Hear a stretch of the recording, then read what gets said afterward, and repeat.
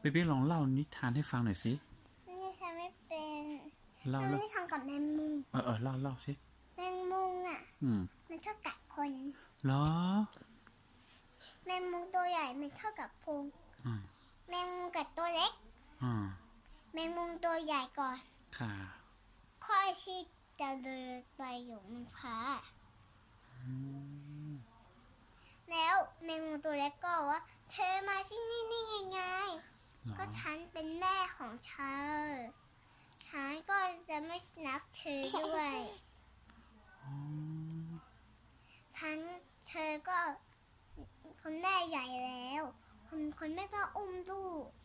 บ่อยๆคนแม่เหนื่อยมากแล้วก็น้องก็โดนน้องผ้าบ่อย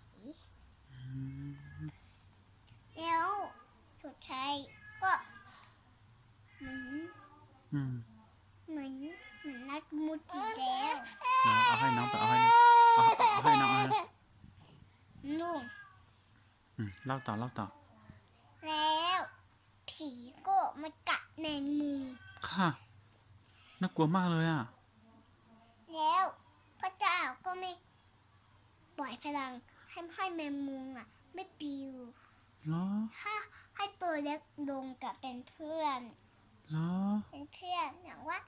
พี่ไปใกล้กันไหมเดี๋ยวบอกว่าไม่ใช่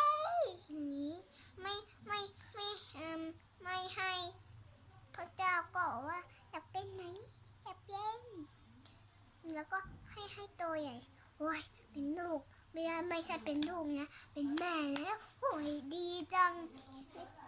ชุดไทยเหรอวะอุ้ยแล้วก็เปรียบจากเป็นลูกค่ะแล้วก็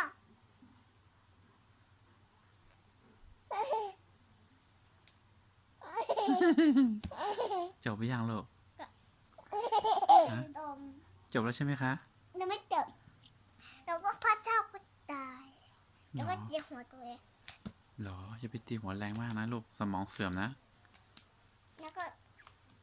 จบยังตายจบยัง